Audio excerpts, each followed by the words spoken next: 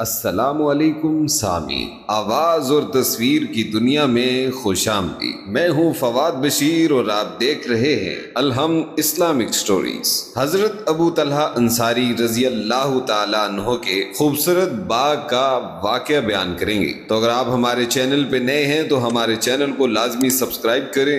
آج کی ویڈیو پسند آتی ہے تو لازمی لائک کیجیے گا اور کامنٹ سیکشن کے اندر اپنی رائے کا اظہار ضرور دیجیے گا۔ تو سامعین محترم، نبی اکرم صلی اللہ علیہ وسلم کے اصحاب میں سے ایک صحابی جن کا نام ابو طلحہ انصاری ہے، مدینے میں ان کا ایک سرسبز و شاداب اور حسین جمیل باغ تھا، جبکہ مدینہ میں کسی کا بھی اتنا خوبصورت باغ نہیں تھا۔ تمام مدینہ میں ان کے باغ کے بارے میں لوگ ایک دوسرے سے گفتگو اور تعریف کیا کرتے تھے۔ اس باغ میں ایک صاف شفاف چشمہ بھی تھا۔ جب بھی پیغمبر صلی اللہ علیہ وسلم اس باغ میں تشریف لاتے، اس چشمے کا پانی نوش فرماتے اور اس سے وضو کیا کرتے تھے۔ اس کے علاوہ اس باغ کی آمدنی بھی ابو طلحہ انصاری رضی اللہ کے لیے بہت اچھی تھی۔ سامعین محترم، جب یہ آیت نازل ہوئی کہ جب تک تم اپنی پسندیدہ چیز سے اللہ تعالیٰ کی راہ میں خرچ نہ کرو گے ہرگز بھلائی نہ پاؤ گے، اور جو تم خرچ کرو اسے اللہ بخوبی جانتا ہے، تو سامعین محترم یہ آیت مبارکہ سنتے ہی ابو طلحہ انصاری رضی اللہ تعالیٰ عنہ نے خدمت رسول صلی اللہ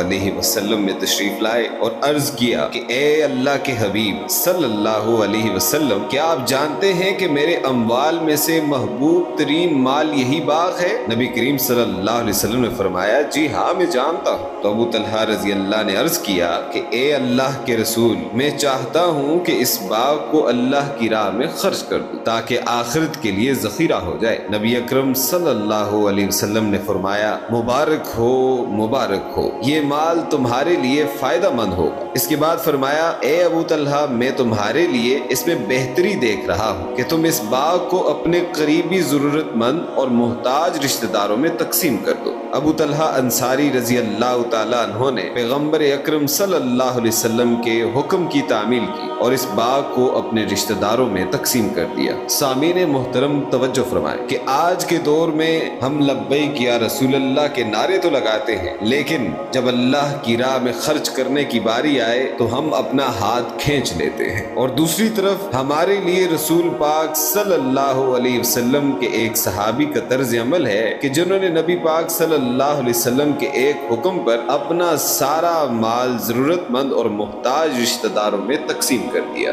آج کے لیے بس اتنا ہی، جلد حاضر ہوں گے ایک نئی ویڈیو کے ساتھ۔ اگر آج کی ویڈیو آپ کو پسند آئی ہے تو لائک لازمی کیجیے گا اور بیل آئیکن پہ لازمی پریس کریں تاکہ آنے والی ویڈیوز آپ کے پاس پہنچتی رہیں۔ شکریہ۔